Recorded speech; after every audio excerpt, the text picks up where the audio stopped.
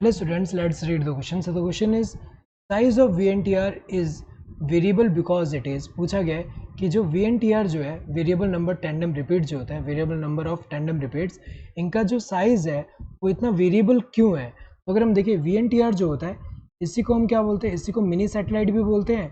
और ये जो होता है इसका साइज़ अगर हम देखें it ranges from 0.1 to 20 kilo basis.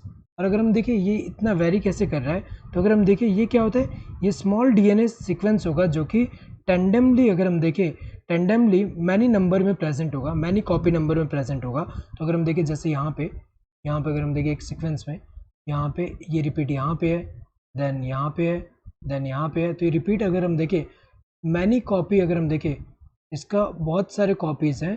तो अगर हम देखें बहुत ज़्यादा है। और अगर हम देखें it varies this copy number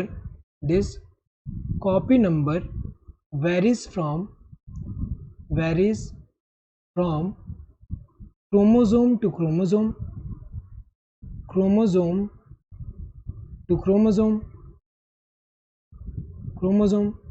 जैसे एग्जांपल अगर हम देखें एक क्रोमोसोम में ये जो रिपीट है वो अगर 20 है तो दूसरे वाले क्रोमोसोम में वो रिपीट कितने हैं, वो वहाँ पे 30 है। तो अगर हम देखें it varies from chromosome to chromosome.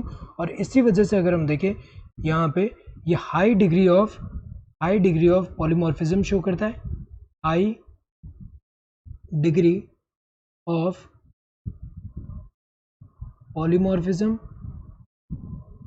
Polymorphism show कर रहा है।